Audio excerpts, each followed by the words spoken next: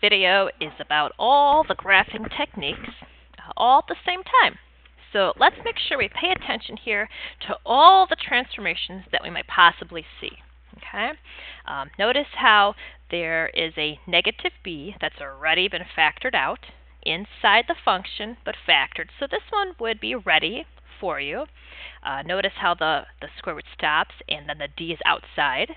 Okay, so anything outside is going to be vertical. First of all, let's look at this negative sign. The proper way to say this would be, this means reflection over the x-axis. Okay, make sure you study the negatives outside the function, in front of the parentheses for the parabola, in front of the absolute value bars, would mean that the x-axis. Okay, I see an a. Okay, this number out in front, since it's outside, is vertical. It's vertical. It could be stretch or shrink. Okay, so a stretch would be, for example, if you saw a 2. Or a shrink would be, example, if you saw 1/2. Tall and skinny, or short and fat. Okay, let's take a look at the negative inside. A negative inside the function, of course factored away from the x, means reflect over the y-axis. Okay? A b inside. Okay, anything inside is going to be horizontal. So all the things inside are horizontal. This b number right here means horizontal, and it could be stretch, or it could be a shrink. If it's stretch, then you're going to see, for example, a number like 1/4. Oh, that's weird. And it's a shrink if you see, example, a number like a 5. If you see a 5, that means you shrink by 1/5. That's really weird. But then again, inside, the horizontal is not what you'd expect. Okay, horizontal. Not what you expect. Kind of like the X-Files. The best way to remember that is to kind of look at other places inside, like the C. That's a little more familiar to us. Oh, I remember how it's weird. Okay, so this is horizontal shifting. So if you see something like plus C, we're going to go to the left. And if you see something like minus C, then you're going to go to the right. Shift it to the right. Okay? And anything outside is vertical. Vertical stretch over there. And this D, this is vertical. Okay, but this is vertical shift. Vertical is what you'd expect. A plus D wants you to go up, and a minus D wants you to go down. Okay? Vertical kind of does what I'd think you do. Always make sure these equations are in the correct form and, let's see, factored. And a lot of times we would say, get ready. Make sure they are ready. Okay, and by ready, I mean get the x alone. Okay, so let's graph this first square root right here. Okay, first of all, did you notice how it's not ready? Okay, so we're going to have to factor the 2 out. Not out of the radical. Not out of the radical. We're going to keep the 2 inside the radical, but we're going to have to use some parentheses. If it was a parabola or the cubic, you might have to use double parentheses. Okay, remember how the order of transformations need to go in order. I see 1, 2, 3, 4 things. Okay, so the transformations. So in words, the 3 out in front means vertical. You got to say the word vertical because there's vertical and horizontal. A 3 would be a stretch, a vertical stretch by 3. Transformation number 2. The number inside, that's horizontal, a stretch or a shrink. It looks big, but it's actually a shrink in half. That's also inside number 3. This is going to be weird. 4 units to the left. And finally, shift 2 units up. Okay, that's what I have to do. I'm going to go ahead and make my table. When we start mixing all these things together, we really need to have a growth chart, just so that we don't mess up. Okay. The square root is the one that grows over. So his 1, 3, 5, 7 goes in the over column, and the ups are 1, 1, 1, 1. But of course, that needs to get adjusted. Okay, so the over numbers, that's horizontal. The horizontal numbers have to get shrunk in half. So it's only going to be 1 half, 3 halves, 5 halves, and 7 halves. The up numbers, those are the vertical numbers, get stretched by 3. 3, 3, 3. Okay? Doing a chart, and then I'll do exactly what the chart says, is the best way to do this. Okay, don't forget, we also have to go 4 left and 2 up. 4 left, 2 up. Here's where we'll start. Any reflections? No reflections. The regular one grows this way, so that's what I'll do, starting at this point. I'm going to go up 3, over a half, right there in the middle. Okay, keep your pencil there. Go up 3 again. 1, 2, 3, over 1 and a half. I'm already in the middle of the box. I'm already at the half, so half and 1 more takes me to a corner. Up 3, off the graph paper. 2 and a half over. Wow, this is looking pretty tall. Was it supposed to look vertically stretched? Yes, it was. Okay, and I do want to check. So I'm going to take a point, not the ones in the middle, not the end point, because the graph could be going a different way and I messed it up. I'm going to take this point right here. -2, comma, 5, 6, 7, 8. Let's check this point in the original function to see if it actually works. -2 times 2. -4 plus 8 is 4. 4 times 3 is 12. 12 plus 2. Uh-oh, what happened? Oh, I forgot the square root. Oh, let's start again. -2 times 2. -4 plus 8 is 4. Don't forget the function. 2 times 3 is 6. 6 plus 2. Okay, this is working. If you take a point on the graph and you plug it into the original one, it should work. Don't plug it in here, because if you made a mistake here, that's not going to catch it. Mistake is just going to follow itself. Go back to the original one. Okay, these are some juicier ones with lots of transformations. This next one right here, well, this is not ready at all. Okay, so we got to get it ready. It's got to be in factored form with the x alone. So the first thing I'm thinking maybe is to factor out a -2. So f of x is -2, and then we've got a squared plus 10x plus 25. Now this is not the right form. That's not how you graph a parabola. It needs to be quantity squared with the parentheses. Whenever I graphed it, it was quantity squared, and then I could see the left right. Don't forget to write the rest of the problem.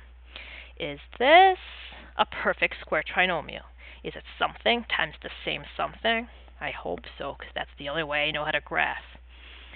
Yes, it's going to be x plus 5. So the transformations in order. Number 1, reflect over the x-axis.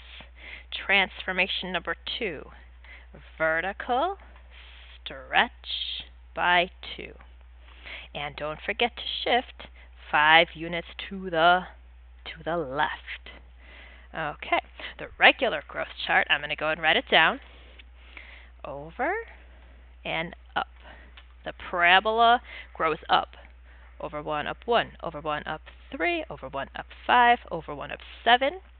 The transformation is vertical stretch by 2. Which ones are the vertical numbers? The ups.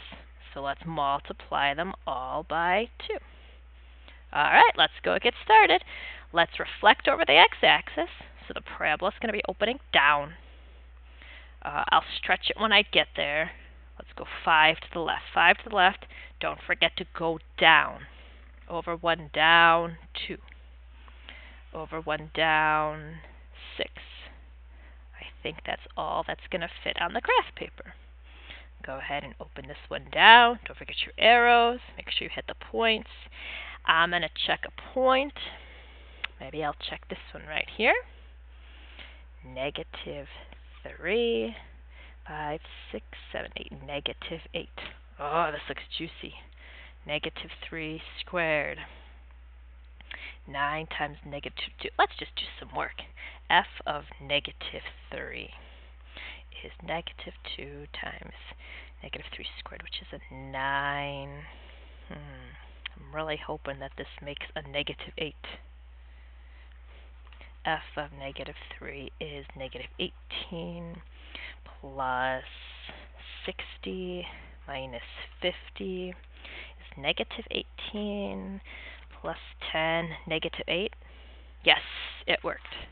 If you're running out of time on the test and you don't have time to test a point, then go ahead and skip that. But if you have time to check a point, then you'll definitely be getting an A. Okay. Oh, here's another one. Okay. Is this one ready for graphing? I really hope you said no. Okay, it's not ready for graphing because the x is not alone. I'm going to factor out 1/4. Fourth means a denominator of 4. Well, look at that. They both have a denominator of 4. So this is not going to be as hard as you think. Am I going to factor it out of the quantity cubed? And the answer is no. I'm going to use double parentheses. Okay, so it's going to stay inside getting cubed. So that horizontal stretch is still there. The x is by itself, and of course there's a minus sign. Right here is where people have a little bit of trouble. And don't be scared. I took the 4th and I factored it out. It's like I took the denominator away. He also has the 4th denominator. If I take his denominator, factor it out, all I have left is the 3. Wait, is that right? 1/4 times x is 1/4 x. 1/4 times negative 3, that's negative 3 over 1. You multiply top with top, bottom with bottom. That's it. Okay, whenever you see denominators, especially if they're the same, just factor it out. Okay, transformations. Holy cow. Number 1, reflect over the x-axis. Number 2, a 3 out in front. Don't just say stretch by 3. You have to say vertical. Because there's vertical stretch, there's horizontal stretch. And don't just say vertical, make sure you say stretch, because there's stretches and shrinks by the number 3. Inside, I see a 1/4. It's really weird. Okay, it's horizontal, but it's not a shrink. It's a stretch by 4. This one's really stretchy. And we also have to shift it 3 units to the right. Well, that's going to be the easiest part. Okay, what does the growth chart look for the cubic? The cubic normally goes over 1 up 1, over 1 up 7, over 1 up 19. But I have to vertically stretch by 3. So the ups are 3, 21. Probably not going to need it. The horizontal stretch by 4, so that's 4, 4, 4. All right, let's see how many points I can fit on this graph paper, huh? The regular cubic looks like this. When I reflect over the x-axis, it's going to be going down, down, down, right. Okay, I got to draw a graph like that, but don't forget to go 3 to the right. 3 to the right, reflected. My stretches, all right, over 4. And up and down 3. 1, 2, 3. Over 4. Up 1, 2, 3. Okay, the next one's going to be over 4. Off the graph paper. Down 21. Wow, that's going to be way farther. 1, 2, 3, 4. Way off the graph paper, so don't hit this value yet. Okay, so I'm going to hit this point. And then I'm going to get off the graph paper. Does this one look really tall and really wide? Okay. Let's check by grabbing a point. Don't grab the middle point. I'll grab this one right here. negative 1 comma 3. And remember, you plug it into the original equation. Negative 1 times a fourth. That's negative 1/4 minus 3/4 is negative 4/4, which is negative 1. Negative 1 cubed is negative 1 times negative 3 is 3. Perfect, it worked. Okay. Writing the equation and then graphing the transformations. Okay, so let's just read these, and then I'm going to write down what I need to do. Okay, so it's got to be a parabola. Sometimes people accidentally put the wrong function after all this hard work, and they have to go in the right order. Okay, reflect over y-axis. So where is a negative sign going to go? Inside or outside? Definitely inside. Okay. Horizontal stretch by 2. When it says horizontal, does that go inside or outside? It goes inside, but you're not going to put a 2. We're going to put 1/2 inside. 3 to the left, I'll say plus 3 inside. And 5 units down, I'm going to say minus 5, and I'm going to put that outside. Okay, let's go do this. Don't forget f of x, of course, and it's going to be quantity squared. Okay, there's my function. I need to say a negative inside and a half inside. Negative 1/2. Okay, and you have to use double parentheses so that's definitely factored out. Okay, when it says 3 to the left, we're going to say x plus 3. Okay, is this normally what I would do? Factor it out, double parentheses, and then I would say horizontal stretch. Okay, and then minus 5. Okay, I think that's good. What does the regular growth chart look like for the parabola? He's over 1 up 1, over 1 up 3, over 1 up 5, over 1 up 7. And we do have some transformations here. We have horizontal stretch by 2. It says horizontally stretch by 2. That's what I'm going to do. I see 1/2. I would say horizontal stretch by 2.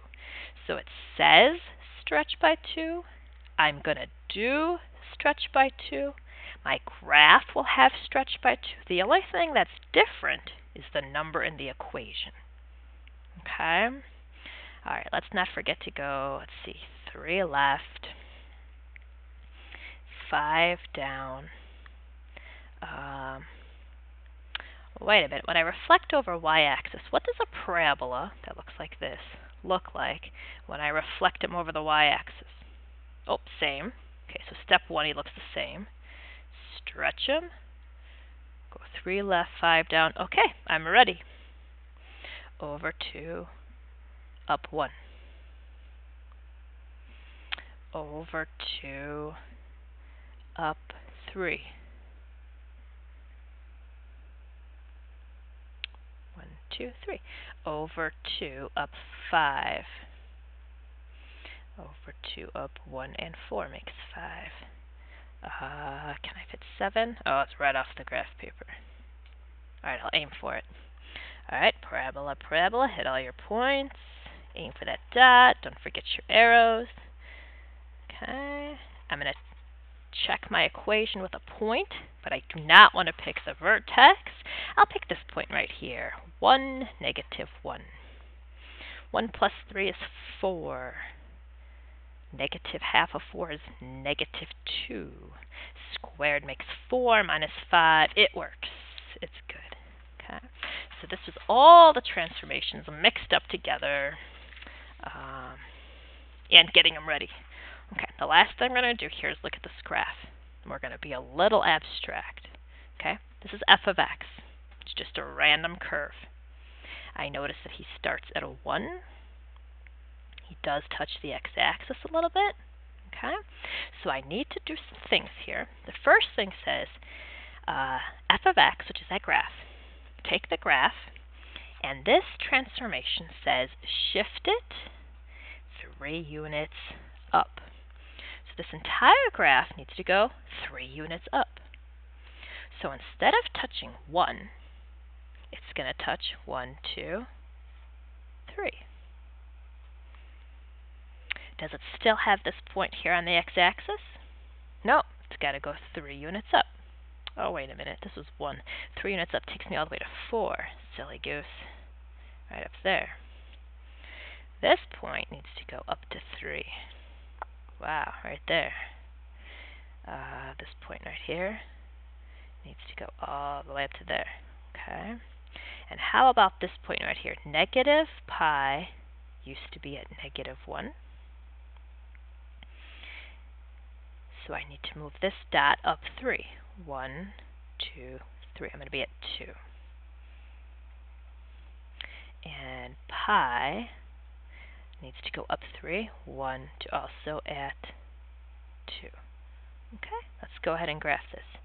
Curvy, curvy, concave up, concave down, concave up. Looks a little ugly, but what you did is you took this graph and shifted it up 3. Okay. What does this say? Okay, it's got a 1/2 out in front. This means vertical shrink by half. Vertical shrink in half. Alright, so it used to start here at a point right in the middle. And it used to go up to 1. But I need to shrink it. So don't reach up to 1. When you draw your arch, you need to be half as tall. Don't reach up to 1.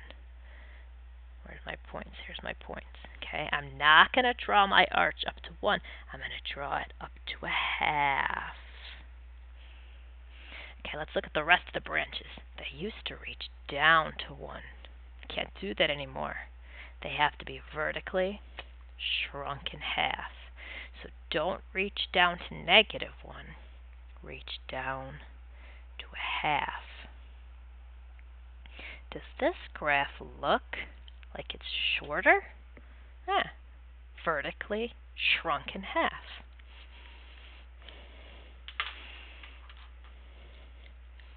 Okay. Oh, this one has a couple of transformations. I have to shift it 1 unit to the... Oh, no. That says plus. We have to go 1 unit to the left and 2 units down. Okay, let's do this point by point. I'm going to take this top point right here. I'm going to move it 1 unit left. Oh, you know what? This is weird. This should be in terms of pi. Let's say that this is 1 pi. There we go, because the x-axis is pi. I'm going to go 1 pi to the left and 2 units down. Okay, so here's my starting point. Pi to the left, 2 units down. Here's the starting branch. How good are you at drawing a curve?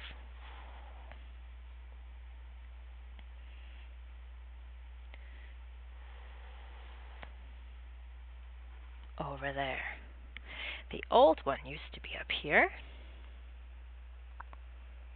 Okay, but I took his starting point and I moved it pi to the left, 2 units down. Now he's down there. I'm shifting the graph. I know, this is kind of weird. This is like an extension question to challenge the mind.